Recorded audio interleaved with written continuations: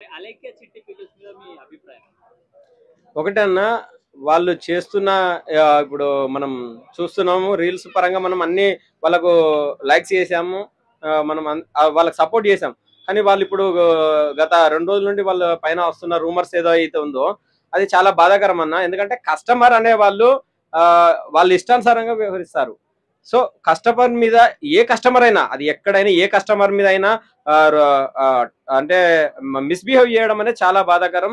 ఎందుకంటే కస్టమర్ తనకు నచ్చిన ప్రోడక్ట్ కొనాలనుకుంటాడు, తనకు నచ్చిన రేట్లో కొనాలనుకుంటాడు. ఇష్టమైతే అమ్మచ్చు, లేదంటే అవసరం లేదు.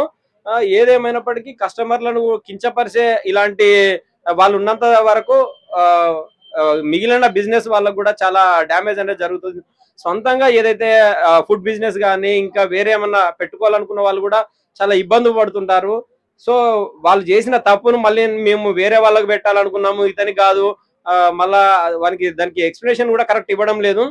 సో చాలా బాధాకరం. ఏదున్నా కూడా డైరెక్ట్ గా సో తప్పైంది, అది అనుకోకుండా జరిగింది. సో అది ఏ విధంగా జరిగింది అనేది దాన్ని ఎక్స్ప్లెయిన్ చేయాల్సిన బాధ్యత వాళ్ళ పైన ఉంది. అలాంటి బాధ్యత రహితంగా వ్యవహరిస్తున్న వ్యక్తుల పైన కఠిన చర్యలు తీసుకోవాలని మేము కోరుకుంటున్నాము.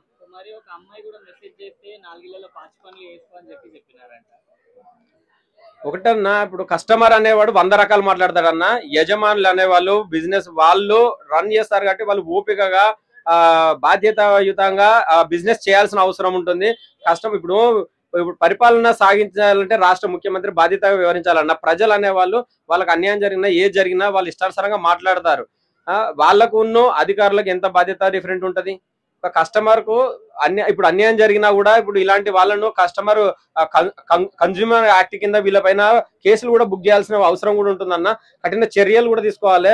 ఇప్పుడు ఎందుకనంటే అతను అన్నాడంటే అతన్ని వీళ్ళు అవహేళన చేసి 500-600 కొంటావా, 1000 రూపాయలకు కొంటా, నీతో కాదు, నీకు ఇది కాదు, నీకు పెళ్లి లేదు, నీ పెళ్ళం కాదు, ఇలా కొన్ని అనేక రకాలుగా ఒక కస్టమర్ ను మానసిక ఇబ్బందులు పెట్టి బలవంతంగా కొనిపించే ప్రయత్నం జరుగుతుంది అక్కడ. సో అలాంటి అనేవి చాలా నేరము.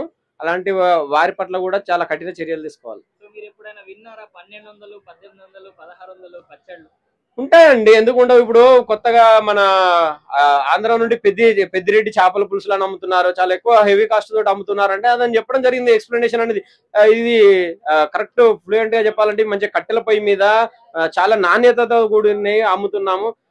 సో పెట్టాల్సిన అవసరం ఉంటుందని చెప్తున్నారు. సో కొన్ని ఇప్పుడు మనం ఇప్పుడు ఇట్లా మాట్లాడుతున్నామండి. ఈ రోజు ఇప్పుడు ఒక బయట మనం ఒక దోశ కొంటే 20 రూపాయలు ఉందండి. అదే 5 స్టార్ హోటల్కి వెళ్తే 300 ఉంది, 400 పెడుతున్నారు. మరి ఎందుకు పెడుతున్నారని ఎవరైనా అడుగుతున్నారా? ఎందుకంటే బ్రాండ్. డబ్బున్నోడు బిజినెస్ చేస్తే ఒక రకంగా ఉంటుంది, పేదవాడు బిజినెస్ చేస్తే ఒక రకంగా ఉంటుంది. సో వాల్యూ అనేది మనిషి వేసుకున్న బట్టల్ని బట్టే ఇప్పుడు సొసైటీ డిసైడ్ చేస్తుంది. కానీ చాలా బాధాకరం ఇలాంటివి డిసైడ్ చేయడం. అందుకే ఇప్పుడు కొంచెం ఇప్పుడు ఈ ట్రెండింగ్ లో రీల్స్ కూడా వస్తుంది. ఒక చెత్త ఏరుకుంటే అబ్బాయి వచ్చి ఐఫోన్ కొంటున్నాడు. సో ఏది ఏమైనప్పటికీ ఎవరిని కూడా తక్కువ చేయాల్సిన అవసరం లేదు. వాళ్ళకి నచ్చితే అమ్మచ్చు, లేకుంటే లేదు.